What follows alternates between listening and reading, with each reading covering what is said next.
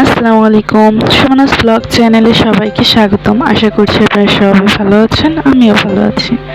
তো সকালবেলা ঘুম থেকে উঠেই দেখছি যে বৃষ্টি হচ্ছে।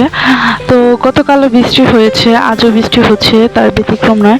কিন্তু গতকালও যে জিনিসগুলো আমাদের বাড়িতে ঘটেছে আজও কিছু কিছু ঘটছে। যেমন তার মধ্যে হচ্ছে পাখিদের আনাগোনা। তো এখানে আমি আসার পর কিছু পাখি উড়ে গিয়েছে। তো আপনাদেরকে শর্টসের ভিতরে কিন্তু দেখিয়েছিলাম যে পাখিগুলো কি সুন্দর বসে রয়েছে। তো যখন হাতটা বাহিরে বের করেছিলাম ভিডিও করার জন্য, তখন পাখিগুলো উড়ে গিয়েছিল। তো এই যে এখানে একটু ভিডিও করে নিয়েছিলাম আপনাদের জন্য। দেখেন তো আমার বাড়ির পরিবেশটা সত্যি অনেক সুন্দর না? জানি না অন্য কার কাছে আমার বাড়িটা কেমন লাগে, কিন্তু আমার বাড়িটা আমার কাছে একটা স্বর্গের মতো লাগে, জান্নাতের মতো লাগে। নিরিবিলি পরিবেশ। মেয়ে আজ নানু বাসায় চলে গিয়েছে। তো আপনাদের ভাইয়া ঘুমাচ্ছে। তো উঠে এত সুন্দর দৃশ্য মানে দেখে আমি একটু পরে সাইডে সরে গিয়েছিলাম। তারপর অনেকক্ষণ দাঁড়িয়েছিলাম, তারপর আবার এসেছি ভিডিও করার জন্য।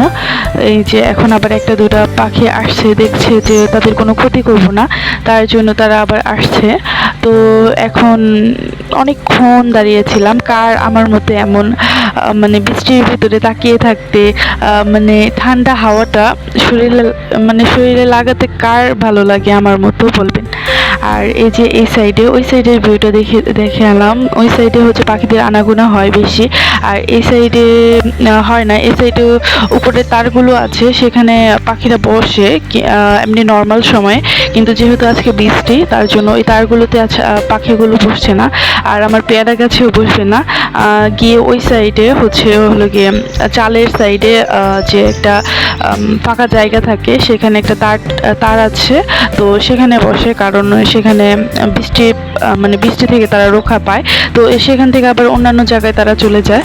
আর এই যে এই সাইডে বৃষ্টি হচ্ছে, পেঁয়াজি না ভাজলেই নয়। আর এই যে আপনাদেরকে একটু বৃষ্টিটা দেখিয়ে দিচ্ছি।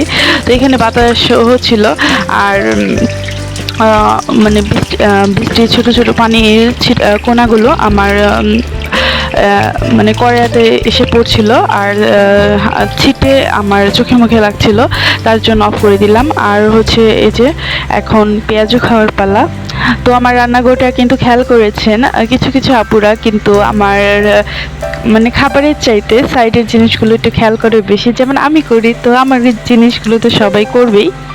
তো সাইডে যে ময়লাগুলো লেগেছিল, তো আজ এগুলো সব রান্নাঘর থেকে একটু যে সব কিছু পরিষ্কার করব। তো গতকাল বৃষ্টি গিয়েছে, আজও বৃষ্টি হচ্ছে। বৃষ্টিতে পুরো এই বাড়িঘরের অবস্থা একাকার। তো আজ 2 দিন যাবত বৃষ্টি হচ্ছে, আজ হচ্ছে তৃতীয় দিন। তো আজকে কিন্তু আকাশটা এখন পর্যন্ত কোনো বৃষ্টি হয়নি, যেদিন আমি ভয়েস দিচ্ছি। তো দেখা যাক কি হয়। তো এই যে আদো আদো বৃষ্টি ছিল আগের দিন। তো আজ বৃষ্টির দিনই সব কাজ করে নেব। মেয়ে যেহেতু নেই, তো আজ মেয়ে এসে পড়বে। আজ না, সরি, আমি ভয়েস ওভার দিতে গিয়ে গুলিয়ে ফেলছি যে কোন দিন কোন কাজটা করেছি। তো আচ্ছা, হোয়াট এভার। তো এই যে এখানে আমি শু ক্যাবিনেটটা গুছিয়ে নিলাম। তো শু ক্যাবিনেটটা তো মোটামুটি ভালোই ময়লা হয়েছে, আপনারা কিন্তু দেখেছিলেন। আসল কথা, ময়লা হওয়ার কারণ কি, যেহেতু মেয়ে আছে, আপনাদের ভাইয়ার রেগুলার যাওয়া আসা হয়, আবার আমারও রেগুলার যাওয়া আসা হয়। আমার গত কয়েকদিন পরীক্ষা ছিল, তার জন্য বাড়িঘরের অবস্থা একদম করুণ হয়ে রয়েছে। আর এই যে এখন আমার কমপ্লিট। আর এই যে এখানে বই খাতাগুলো এক একদিন পড়েছি, আর এখানে মেয়ের ব্যাগটা ধুইতে দিয়েছি, তার জন্য বই খাতাগুলো এই অবস্থা। আর তার সাথে আমার মেয়ে কালকে বই খাতার সাথে খেলাধুলা করে তারপর চলে গিয়েছে। আর চকবাজার থেকে কিন্তু কিছু জিনিস কিনেছিলাম, তা কিন্তু আপনাদের সাথে শেয়ার করা হয়নি। তো ওই বই খাতাগুলো এখানে আমি সুন্দর করে গুছিয়ে রাখবো, তার জন্য এই যে আপনাদেরকে দেখিয়ে দিলাম। ফার্স্টেরটা ছিল হচ্ছে একটা বয়ম, কাচের বয়ম। আর হচ্ছে এখানে ছিল হচ্ছে একটা জগ কিনেছিলাম, তার সাথে একটা গ্লাস কিনেছি, গ্লাস সেট কিনেছি, তার সাথে একটা ডিনার সেট কিনেছিলাম। তো ডিনার সেটটা হচ্ছে কি ভেঙে যাবে, তার জন্য এই সাইডে রাখা হয়নি। আপনাদের ভাই আমাদের বাথরুমের উপরে যে স্পেসটা আছে সেই স্পেসে রেখে দিয়েছে। তো যেহেতু আপাতত আমার সুকেজ নাই, তার জন্য তো আর আমি সুকেজে রাখতে পারছি না। আর জিনিসগুলো যদি গুছিয়ে না রাখি তাহলে তো ভেঙে যাবে। আর এখানে এই কয়েকটা জিনিস আপনাদের ভাইয়া কেন জানি রাখিনি, তার জন্য এই কয়েকটা জিনিস আমার এখানে রাখা হয়েছিল, তারপরেও কখন জানি ভেঙে যায়। আর এই যে এটা এই জায়গার ভিতরে বইগুলো দিয়ে এগুলো দিয়ে একটু গুছিয়ে রেখেছিলাম। কোরআন শরীফটা অনেক দিন ধরে পড়া হয়নি, ধুলাবালি দেখে হয়তো বা আপনারাও বুঝতে পারছেন অনেক দিন যাবত, প্রায় 2 মাস যাবত আমার কোরআন শরীফটা ধরা হচ্ছে না।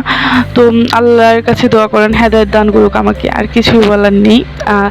আর কোরআন শরীফটা ধরেই কেন জানি আফসোস লাগছিল, কারণ কিছুদিন পরীক্ষা ছিল, পরীক্ষার আগে অল্প কিছুদিন পড়েছি, আবার ঘুরতে গিয়েছিলাম, মানে কেন জানি কয়েকদিন মানে কোরআন শরীফ ধরাই হয়নি।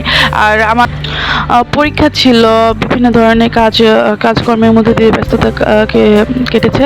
আর হলো গিয়ে বাড়িতে তো প্রচুর পরিমাণ ধুলা টানে, তো 2 মাসে অবস্থায় একদম টাইট।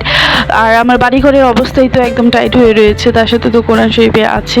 তো এই যে এখানে কিন্তু আমি রান্নাঘরটা পরিষ্কার করে ফেলেছি, বিকাল টাইমে একটু আলো এসেছে। তো বেশিক্ষণ আলোটা ছিল না, অল্প কিছুক্ষণই ছিল। যখন ভিডিও করতে গেলাম তখনই দেখলাম যে অনেক আলো পড়ছে। তো এই যে এখানে আমার এই যে জানলাটা পরিষ্কার করেছি, তার সাথে গ্লাস আবার যে এখানে ফ্লোর মানে সাদা টাইলসগুলো থেকে শুরু করে A to Z সব কিছু পরিষ্কার করা হয়েছে। কারণ রান্নাঘরে কিন্তু অতিরিক্ত তেল কাজটা হয়, কারণ তেল চর্বি রান্না বেশি হয়, যেহেতু আমাদের মানে চিমনি নাই, তার জন্য কিন্তু আমাদের এগুলো একটু বেশি নোংরা হয়। তো টাইলসের কারণে সব কিছু A to Z সাবান দিয়ে ধুয়ে, মানে গুঁড়া সাবান দিয়ে ধুয়ে ক্লিন করেছি। আর এই যে এই সাইডে এগুলো গোছানো হয়েছে, এগুলো আমার রাফ ইউজ করা হয় না, 1-2টা পাতিল ইউজ করা হয়, আর সাথে প্রেসার কুকারটা একটু ইউজ করা হয়। আর এই যে এখানে ব্লেন্ডারগুলো, উপরের তাকটা আমার পরিষ্কার করা হয়নি। আর এখানে আলু পেঁয়াজের বয়ামটা পরিষ্কার করা হয়নি। এখানে কিন্তু আজ আমি একটা 5 দিয়ে রান্নাঘরটা পুরাপুরি মানে A to Z সব কোল জিনিস বের করে দিয়ে তারপর সুন্দর করে ধুয়েছি। কারণ অতিরিক্ত মানে আমার যখন পরিষ্কার করি কোথাও যদি 1 ইঞ্চি ময়লা থাকে, তার জন্য আমার যেন কেমন লাগে। আর এই যে কুরবানি গোছানো মানে ফ্রিজ না গোছালে তো নয়। আর এই যে ফ্রিজটা গুছিয়ে নিয়েছি, এই যে ফ্রিজে অল্প কিছুই মাছ ছিল। আর আদা রসুন কিন্তু আমি আগেই ফেটে রেখেছি। এই যে এক সাইডে এই বয়ামটাতে আদা, আর হলো উপরে, আর ওপরে এই বয়ামটার ভিতরে ছিল গেলে রসুন। আর এই যে এখানে ডিমগুলো আমি কিন্তু ডিমের সাথে এই তাকগুলোর ভিতরেই রাখি, কারণ নর্মালি কিন্তু বোতল আমাদের নিচের একটা স্পেস দেওয়াই থাকে, আর উপরে এই 2টা স্পেসের ভিতরে ধরেন আমি রাফিউসের যেমন লেবুটা প্রতিদিনই লাগে, আবার শসাটা প্রতিদিনই লাগে, টমেটোটা লাগে, তো আবার আমটা মেয়ে নিয়ে প্রতিদিনই খায়, তো আমরা খাই, তো এগুলো ধরেন নিত্য নতুন জিনিস। আর এই যে এই সাইডের দেওয়ালটা পুরোই নষ্ট হয়ে গেছে, কারণ এদিকে আমাদের পানির পাইপটা আজকে গত 1-2 বছর যাবত এটা নষ্ট হয়ে রয়েছে, তার জন্য এই অবস্থা। দেখি এইটার কি করা যায়, দেখি ঈদের ভিতরে এটার একটা ব্যবস্থা করব। আর উপরে ফ্যানটাও ময়লা হয়ে রয়েছে, ওইখানে ফ্যানটা পরিষ্কার করব। আর যে এখানে আমি রুমটাকে এসে তারপরে ডিপ ক্লিন করেছি সব কিছু, তো একটু দেখিয়ে দিই আপনাকে। আমার রুমটা কিন্তু আপনাদেরকে সেভাবে দেখানো হয়নি। তো এই যে এখানে আমি আর্ট করেছিলাম, এই ফুলটা মেয়ে ছিঁড়ে ফেলেছে। এখানে একটা জিনিস ছিল, তার কাটাটা পড়ে যাওয়ার কারণে এটা ওঠানো হয়েছে, তো এটা লাগিয়ে দিব শীঘ্রই। লাগানোর পর আপনাদেরকে শেয়ার করব।